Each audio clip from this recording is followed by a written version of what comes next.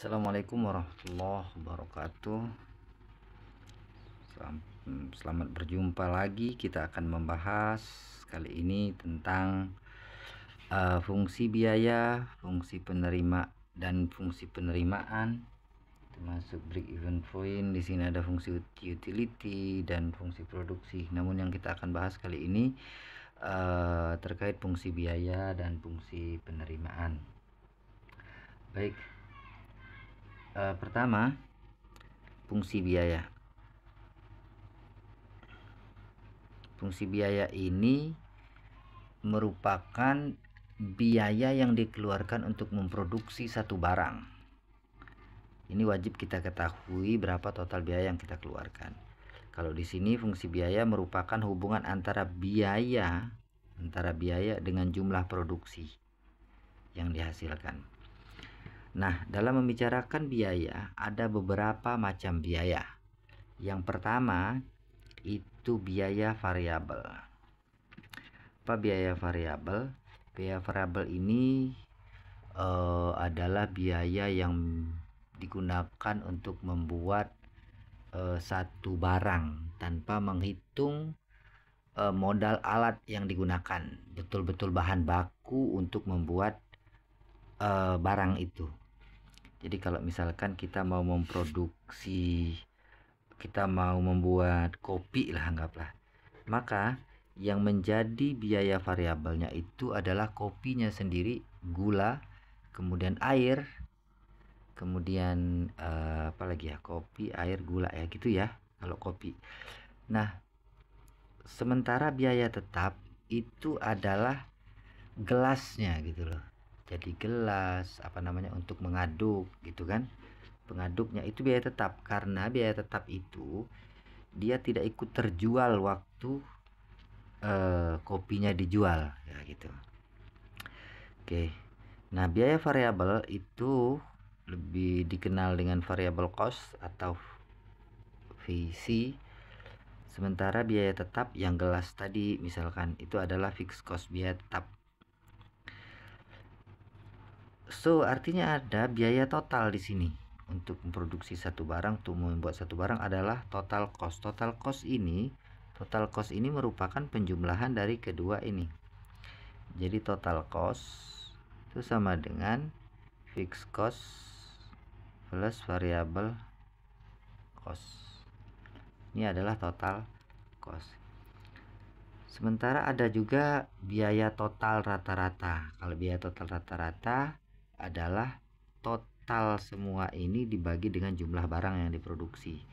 Jadi kalau ini AC average cost rata-rata adalah total cost per jumlah barang yang diproduksi. Sementara kemudian average variable cost, rata-rata variable cost, artinya variable cost dibagi VC sama dengan variable cost dibagi dengan Q, itulah rata-ratanya.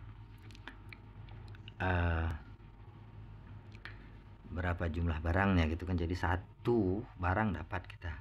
Sama yang fixed cost juga. Kemudian terakhir nanti kita akan bicara biaya marginal. Baik, untuk lebih jelas kita lihat di soal mana yang menjadi variable cost dan mana yang menjadi fixed cost.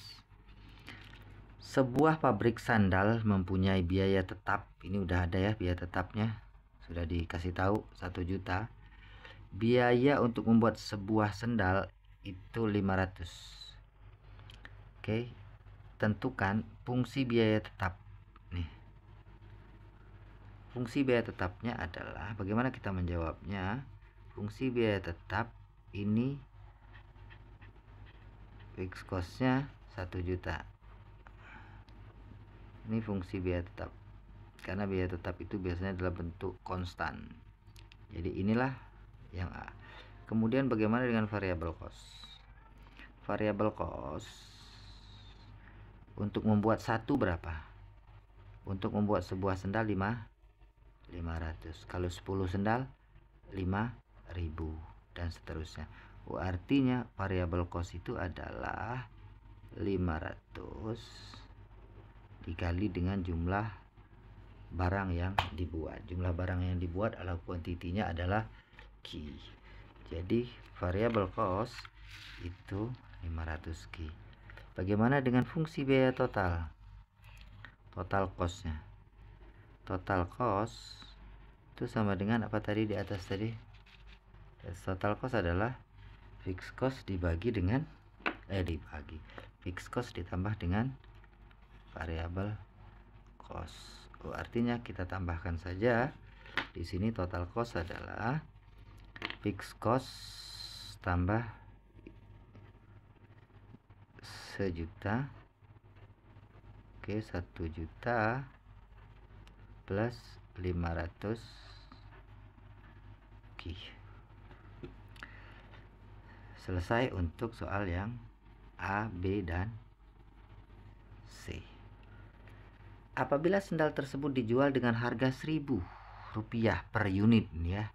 Harga Rp1.000 per unit. Tentukan fungsi penerimaan total. Fungsi penerimaan total itu adalah jumlah uang yang akan kita terima saat kita menjual barang. Saat kita menjual barang, jumlah barang yang kita terima itu, jumlah uang yang kita terima itu adalah harga barang yang kita jual dengan banyaknya barang yang kita jual. Artinya total fungsi penerimaan TR ini artinya total revenue, total penerimaan total. Oke. Total revenue berapa tadi? Banyaknya barang, harga P dikali Q, harga barang dikali jumlah barang. Harga barang tadi berapa? Harga barang tadi adalah berapa tadi? 1000 ya. 1000 per unit dikali dengan Q. Jadi berapapun Q-nya nanti kita kalikan saja. Jadi total revenue-nya adalah 1000 Q. Oke, selesai untuk nomor yang kedua. Nomor yang ketiga. Nomor yang ketiga kita lihat. Apa soalnya? Untung atau rugikah seandainya dijual berapa itu? 9.000 unit. Apa yang terjadi jika kita jual 9.000 unit? Jika kita jual 9.000 unit, maka tinggal kita masukkan saja 9.000-nya ke sini. Kalau 1 unit kita dapat duit 1000. Kalau 9.000 unit kalikan saja. Jadi untuk yang ini, jadi total revenue untuk 9.000 unit sama dengan 1000 dikali Q, 1000 Q sama dengan 1000 dikali dengan 9.000 sama dengan 9 juta. Kelihatan enggak sih ya?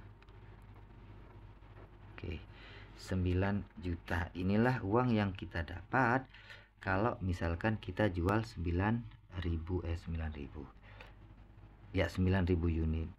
Pertanyaannya, untung atau rugikah? Nah, kalau untuk tahu untung atau rugi, kita harus tahu, ini kan total revenue nih, kita harus tahu modal dong gitu loh. Penerimaan kita 9 juta. Nah, yang jadi masalah modalnya berapa, kan belum tahu nih kita. Artinya kita cari dulu modalnya berapa nih gitu. Berapa modal kalau untuk membuat 9.000 unit? Artinya kita cari yang namanya total cost untuk 9.000. Jadi kita bagi di sini modal. Kalau bahasa kitanya modal ya. Modal. Nah, gitu supaya mudah ingat. TC total cost sama dengan 1 juta plus 500 Q. Q-nya 9.000. Artinya 1 juta plus 500 dikali 9.000 unit. sama dengan 1 juta ditambah 4.500.000, artinya 5.500.000. Ini kita sudah tahu modalnya nih. Modalnya itu 5.500.000, sementara kita jualnya 9 juta. Jadi keuntungannya berapa itu? Keuntungannya tinggal kita kurangkan saja. Jadi keuntungannya kita buat di sini ya. Keuntungan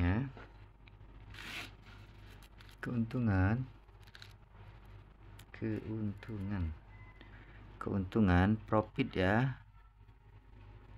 Profit atau keuntungan itu sama dengan total revenue dikurang dengan total cost, sama dengan berapa tadi? 9 juta. 9 juta dikurang 5,5 juta. Jadi berapa ini? 3 juta 5. Inilah keuntungan yang kita peroleh. Oke. Selanjutnya apalagi? Pertanyaannya habis ya? Habis. Oke, inilah keuntungan yang kita peroleh. Selanjutnya ada yang namanya break even point. Apa itu break even point? Break even point ini lebih dikenal dengan titik balik modal atau titik impas. Itu namanya break even point atau disingkat dengan BEV. BEP. Break even point kapan? Kapan terjadi break even point? Break even point terjadi saat biaya yang dikeluarkan sama dengan biaya dengan penerimaan. Jadi kalau misalkan kita tidak dapat untung dan juga tidak rugi, maka itulah posisi break even point. Terjadi saat biaya yang dikeluarkan, artinya total cost, sama dengan penerimaan. Penerimaan namanya total revenue. Jadi saat total cost sama dengan total revenue, inilah yang terjadi break even point. Titik balik modal. Nah, pada kasus di atas misalkan, atau gini ya, BEV terjadi saat kalau ini pindah ke sini, yang ini pindah ke sini, maka saat total cost di minus total revenue sama dengan 0, atau sebaliknya total revenue minus total cost sama dengan 0. Biasanya yang ini yang kita pakai.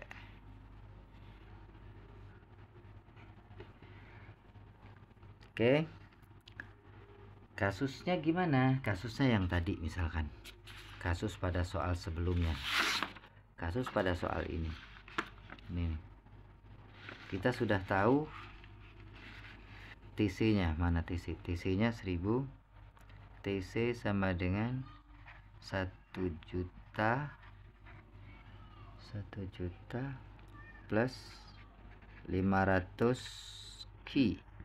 Sementara TR kita tahu 1000 Ki. Itu salah ya, TR nya ini ya, sorry TR nya ini ya, P kali Ki. TR nya ini, harga jualnya 1000 ya, betul ya, TR nya 1000 Ki. Nih, ini udah dapat nih kita. Kapan ini balik modal atau kapan ini break even point? Terjadi break even point itu jika nih syaratnya atau yang ini aja kita pakai. Yang ini boleh, yang terserah ya, yang ini boleh, yang ini boleh, yang ini boleh. Kita pakai yang ini aja ya supaya enak. TC sama minus TR sama dengan 0. Artinya enak semua sih sebenarnya, yang di atas juga enak. TC nya mana? 1 juta, maaf, juta plus 1 juta plus 500 Ki minus. Oke, kita pakai yang ini ya, karena udah terbuat sama dengan ya, terlanjur terbuat sama dengan di sininya. Sama dengan TR nya berapa? 1000 Ki. Nah, yang Ki nya kita pindahkan ke sebelah melalui sama dengan, artinya 1 juta sama dengan 1000 Ki minus 500 Ki sama dengan 1 juta. Tetap 1 juta belum kita olah, belum kita apa-apakan, masih tetap turun. 1000 di minus 500 Ki sama dengan 500 Ki. Ki sama dengan berapa? Ini kali, maka pindah ke sini, jadi bagi kita balik saja supaya enak, kita puter. Jadi 500 Ki sama dengan 1 juta. Sama dengan 1 juta, sehingga diperoleh Ki sama dengan 1 juta bagi 500. Oke, 1 tinggal 10.000 dibagi 5, jadi tinggal 2.000. Nah, saat kita memproduksi 2000 unit, maka saat inilah terjadi break even point. Jadi saat kita memproduksi 2000 unit terjadi break even point. Kapan break even point terjadi? Saat memproduksi 2000 unit. Apa tadi, sandal ya? Sandal. Oke. Itu break even point.